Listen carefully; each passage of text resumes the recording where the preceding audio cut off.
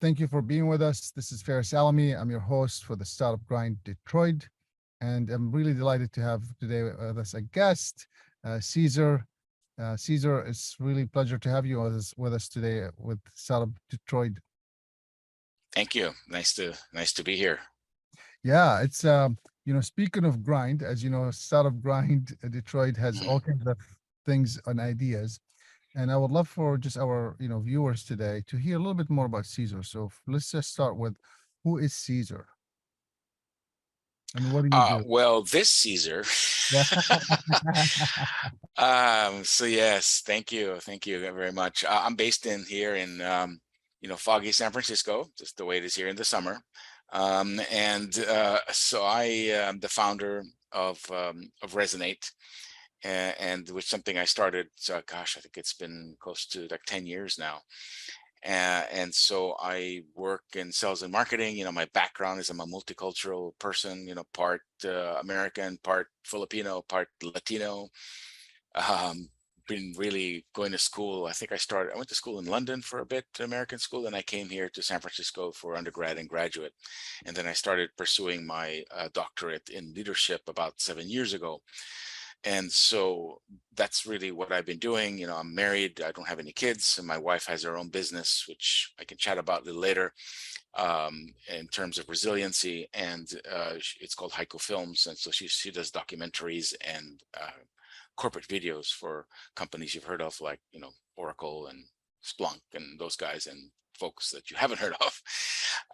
And so, yeah, we're both based here. And that's really basically who I am. And anybody who wants to learn more, obviously welcome to connect with me on LinkedIn as well. Yeah, Caesar, one of the things when you and I were talking a while ago that sparked me, and this is why we thought this would be awesome to have the resiliency that you've been around for so long. You faced so many challenges, and we could even work backwards, right? Just the inflation, and then the COVID, and then whatever challenge in the past you face. I'd love for people to hear about how you've been able to continue. I think one of the things you mentioned to me before, if I remember correctly, is you had to rechange everything during COVID, like Yes, re-examine all this stuff.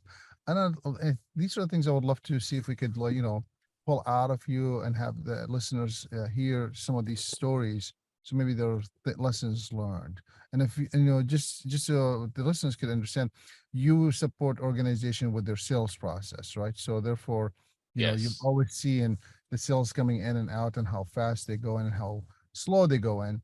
And you probably face your own challenges from COVID that you had to reconfigure how to do it. So maybe you could walk us through that, or the sure. inflation, or and then we could work maybe one other example from the past. But I feel like the COVID could potentially be an example of how to stay resilient when being forced to challenged or being challenged Mhm. or being forced to change. Right, absolutely, and change is a constant. That's guaranteed, right? We know this. And so it was actually 10 years ago where I was working as a regional sales director. Then I was let go. Then at that point, I said, you know what? I really need to do something on my own. So that's when it really got started. So I went off on my own and I started as a contractor working on different projects. Just so you know, when it started literally in January of 2012. And then I got to travel in the Americas, and I was doing trainings, and mostly sales training, coaching in the Americas with different teams. Now, when COVID hit, obviously that's been a big impact for a lot of folks, but especially for my wife, and for both of us, really. And so it was at that point when the resiliency kicked in. And when you say resilient, different things come to mind. Somebody's resilient, that means that they're tough, they're strong, they're hardy. Um, they're able to withstand, challenges, weather the storm, whatever you want to say. But the important thing to consider is, what's the mindset needed to be resilient? So if somebody wants to be resilient, how can I get some of that? You can't go and buy it, right? Well, you could indirectly, but the idea of being resilient is the solution is to really have a growth mindset. So the solution to being resilient is to have a growth mindset in order to overcome the obstacles that keep coming your way. And so I actually ended up making that part of my hobby, was just continuous improvement and growth. So personally, I just don't read any fiction. I read nonfiction, self-help, that kind of thing at different levels, business level, at the spiritual level. I'm talking about like Deepak Chopra or Wayne Dyer, or whatever. At that level, it could be, you could go into religion as well if that's your thing. But the point is that you have to have this plus some support groups around you, support, whether it be a coach, got my own coach, whether it be friends. You have to have all these things in order to maintain your resiliency. And so when COVID hit, I happened to have those in place, but I still needed to do something different to help, especially my wife with her business. And so that's when we decided to pivot, and we kind of like launched, because she was doing more documentaries and more editing. And I said, you know what? It's you can make money editing and doing other people's projects, but what if you did some of your own projects or more of your own projects and did corporate videos for tech companies? And this is the kind of growth mindset I'm talking about, where we had to pivot and then start to define your ICP, your ideal client persona, and go from there. So we ended up pivoting and ended up applying part of the work that I do for tech companies for her business. And so, fast forward, basically during COVID, when we launched that, in 6 months, she had 6 new clients. And in fact, last week, one of those clients, that was 2 years ago, came back for their 4th project with her, or to ask about a 4th project that they have in mind, which is, a company that works with physicians and other health practitioners for their various products. They want to create like a, animated video or explainer video around this. And so that's some of the work that we did. But in order to do that, you still had to have the growth mindset. And now I'm influencing and also helping my wife do that, because when it started to happen, when she got that first client of the 6 clients during COVID, she says, "Oh my God, I can't believe it." Therein lies the problem, which you can turn around, because in most people's mindset, they say seeing is believing. And I have to tell you that one thing I learned many years ago is the other way around. Believing is seeing. You've got to believe it before you see it. And that's not just some platitude. This is real. I mean, you have to feel it. You have to visualize it. And in order to do that, I'm back to my point of the growth mindset. You really have to have that inner faith and understanding of how do you make this happen. And that's what we applied. And I had no doubt she did. So I had to influence that. And then, she's more of obviously in editing and that kind of work. She's not a natural salesperson. So little by little, I was there with her on the calls, and she got more comfortable, and now she can actually conduct those calls by herself in engaging with clients in an initial conversation, so that you can expand further. So maybe that's a long answer to your question, but I I'm know. just giving you different levels and ways of what happened during this COVID thing, and what did we do to pivot, and what resiliency means to me, and how we overcame that challenge.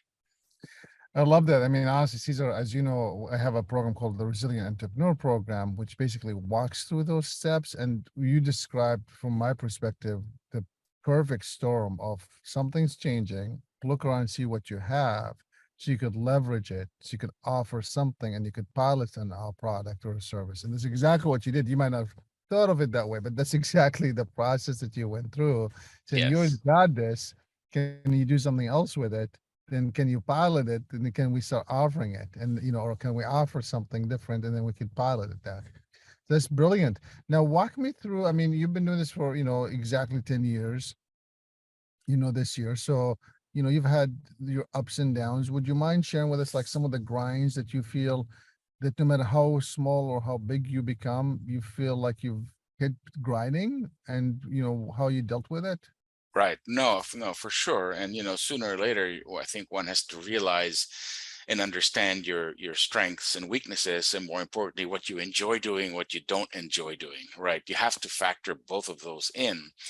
And so, when you're building pipeline, one of the most important things in sales, and why only half of salespeople really hit their numbers, hit their quotas, is because of the sales pipeline, right? And it's no secret that only half of them hit it, and that a lot of them are doing non-selling activities, right? I think they're only doing like about 35, maybe 40% of the time are they actually selling. The rest is doing other things. Well, those other things are maybe necessary, but they're not fun.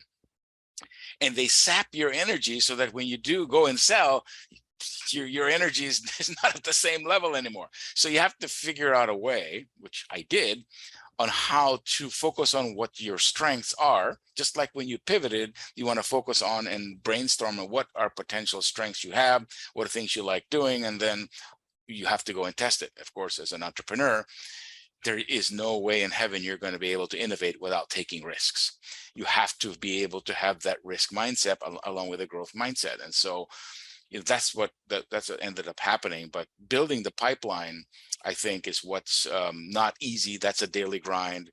You have to have that daily method of operation and just do it.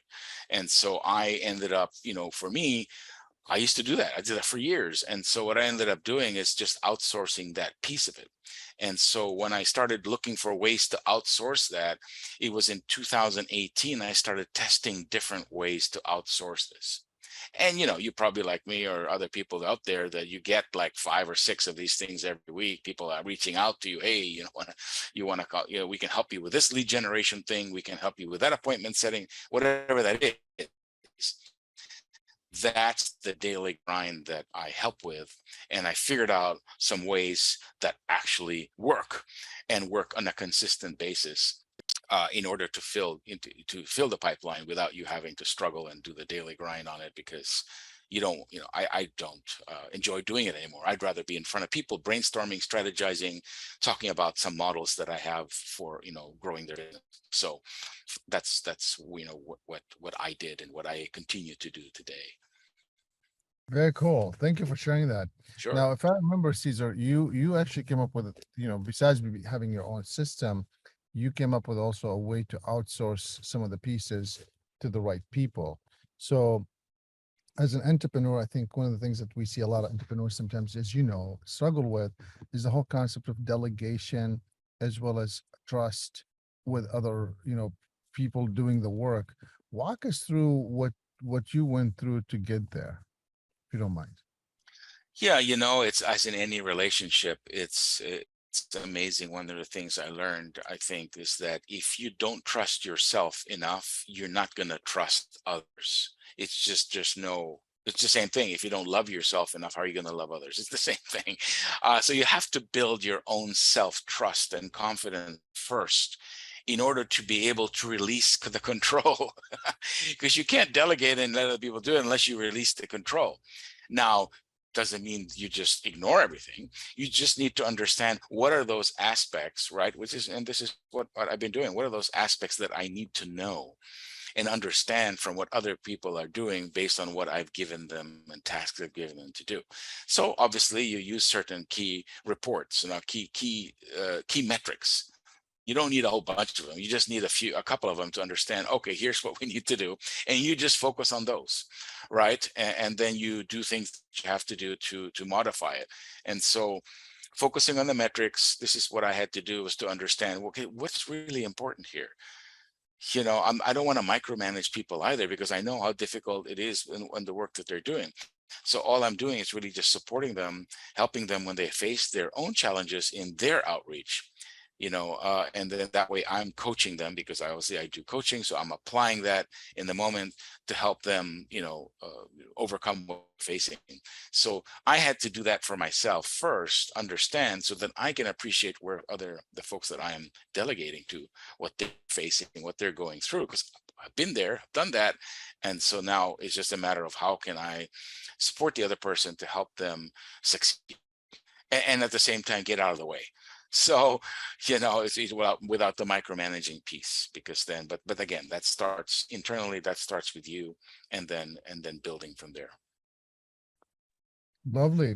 And thank you for that, Cesar. That's very interesting. So go ahead. No, I said it is. And of course, there's more layers to it. I'm obviously trying to simplify it on our call here, but there's more layers to that. There's more conversations you have to have, and conversations with yourself, looking in the mirror, saying, hey, no, I got to let this go. I got to take care of this. This is what I need to focus on. And this is where having your own coach comes in, so that will help you to stay on track.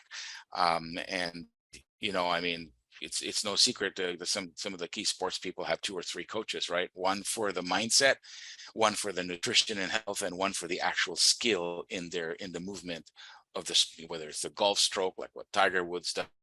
Got 3, I think he used to have 3 coaches. And it's important to have somebody to bounce those ideas off of, so that you don't go nuts. For sure. I know that you have not experienced the Resilient Entrepreneur Program we have, but I love what you're describing because, I was lucky enough to work with 5,000 plus entrepreneurs and leaders during the COVID time. And as I started reflecting, and of course, many books out there, as you know, articulate this pretty well.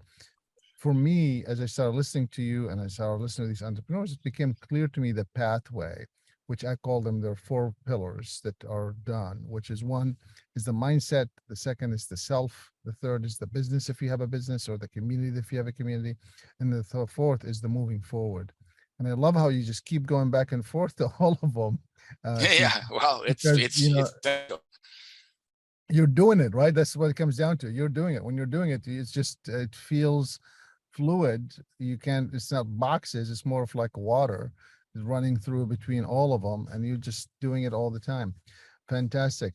Cesar, one of the things I think people, listening to us today, maybe, obviously having you here in Detroit and you're in San Francisco, from your experience and your perspective, San Francisco, from people maybe in Detroit, be thinking it's an expensive place. It's it's a very crowded place with startups. It's a very crowded place with. How are you able to raise the sounds or the voices of your company in such a crowded space? Well, yeah, I mean, it is crowded, but at the same time, what does that mean? That means there's opportunity. So again, this is going back to the growth mindset. You can get caught up thinking, oh my God, it's so crowded, and I'm never going to be able to penetrate that. I'm never going to do that. Or you can look at it, well, wait a minute, there's also potential for opportunity, right? It's like that old saying where the man, they were manufacturing slippers, and he had 2 sons, and one son went to, right, to I think Africa, this is a long time ago. And the one son said, you know what, nobody wears slippers here. Forget it. Don't even think about this market. And their son called and said, send them. Nobody's wearing slippers here. So it's about, what are you looking at? And you got to you have to clean the glasses and the vision here in order to see, all right, well, there's opportunity here. Yes, there's some challenges. It's not pie in the sky stuff. Positive mindset will take you so far, but then you have to actually apply it. And so really looking for the opportunities there, the diamonds in the rough, as it were. And that's what we ended up doing. That's exactly what we did with my wife's business. We were looking and focusing. There's so many, but where's the opportunity? There's a lot of other video production companies out there. There's a lot of, but we positioned it, and we came up with a solution that was and gave it a certain special name and all things to position it such that it had a different cachet, it had a different level of understanding. So with that, you can penetrate your market. And this is some of the work that I do in terms of the brainstorming and understanding and helping people make those realizations to see, okay, what is it that we're doing? What can we do differently? Not better. If you do something better, it's going to get you some just minimal incremental gains. If you do something differently, then you're going to get some exponential gains. And this is what I try to focus on, and this is what we applied. Got it. Thank you for that. I appreciate that. So, what a journey. I want to, clearly we can keep you here, Cesar, for days, unfolding, to your point, all the different ideas and concepts that you've shared here. One of the things that people have always also talked about, and I feel like it's an opportunity to ask you here, is this whole concept of born entrepreneur or trained to be an entrepreneur. And I could argue either one, which what you want to prove to be right or wrong. But with your background, such a with the ethnicities that you have and the different groups of people that you've been exposed to, I'd love to hear just your thoughts from your experience personally.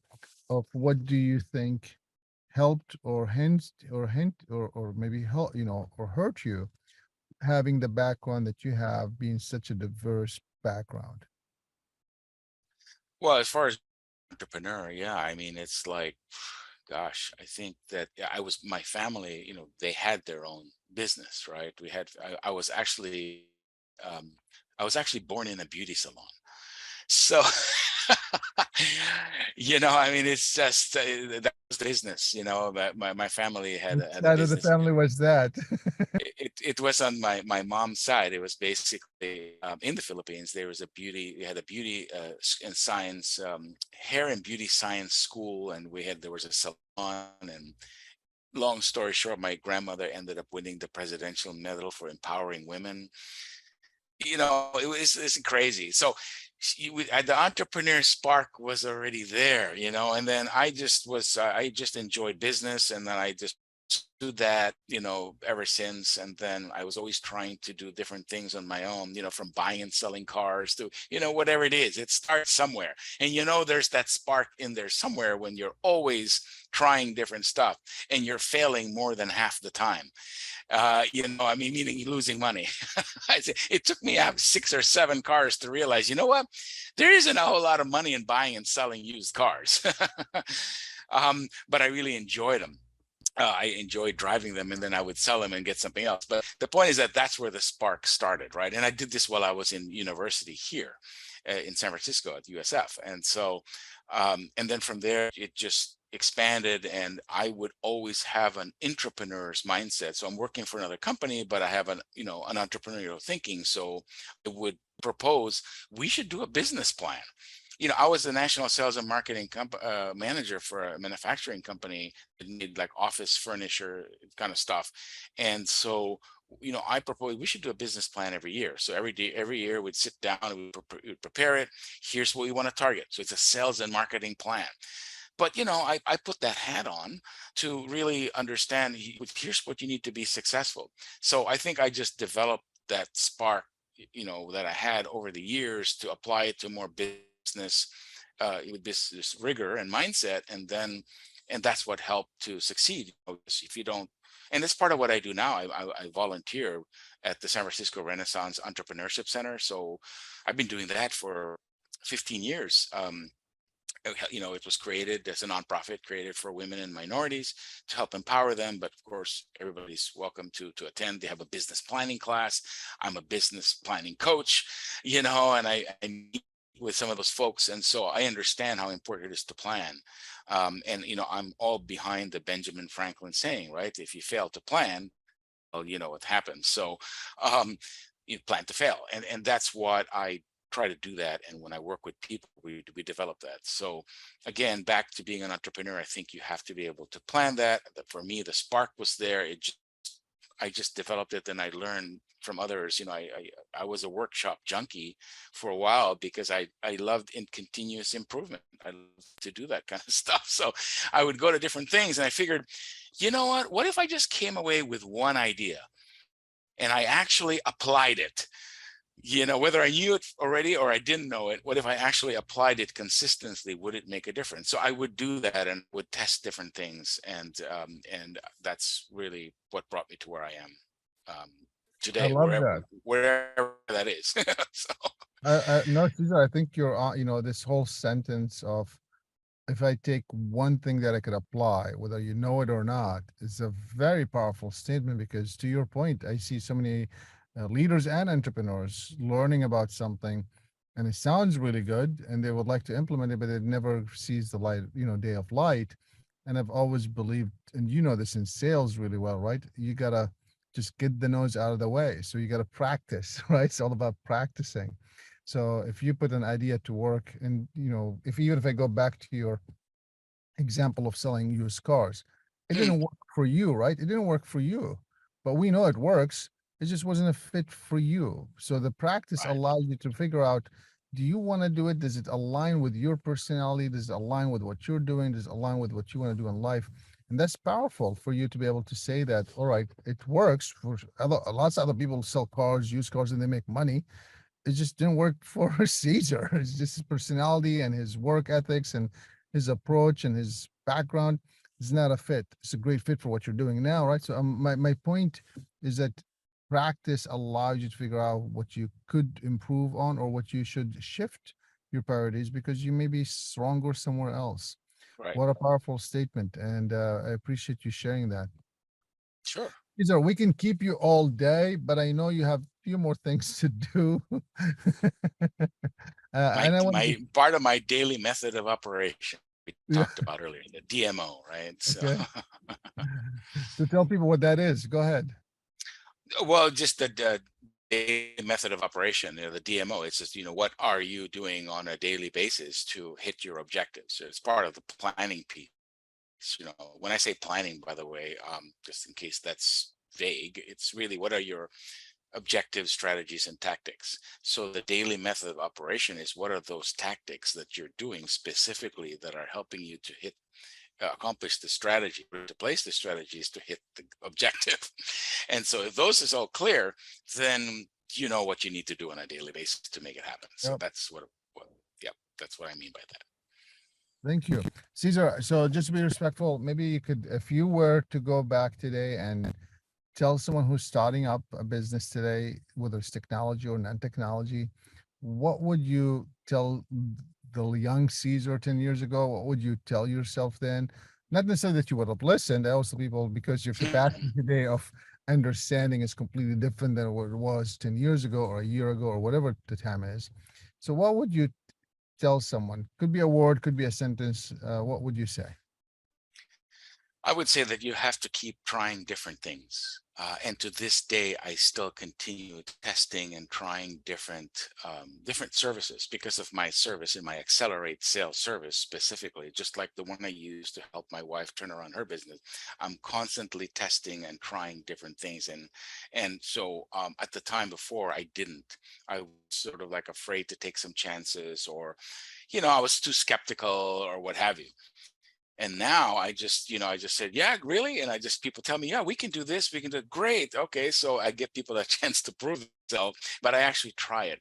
And so really, I think you have to be constantly testing and trying different things in order to get to the next level. And that's what got me, I think, what I ended up doing and what helped me and helped even my wife's business. So that's one of the things. There's a number of things, obviously, but that's one of the things I wanted to mention, because that comes back to the growth mindset I spoke about at the beginning. You can't be open to testing and trying all different things if you're not have the mindset, or you have the self-awareness, because part of resiliency is having strong self-awareness. And you can't really have the growth mindset if you're not self-aware of what is it that you're focusing on and what is it that you're trying. And so it's a long answer, but the idea is to go back and just like spoke to myself 10 years ago, I said, yep, just keep trying the different things and see what's going to work, apply it, and stick to the ones that do. Obviously you have to have a plan, but still trying different things. Cesar, thank you so much for being with us on the Startup Grind Detroit. Thank you. It's really been an honor to have you on the show, and looking forward to continuing our conversation.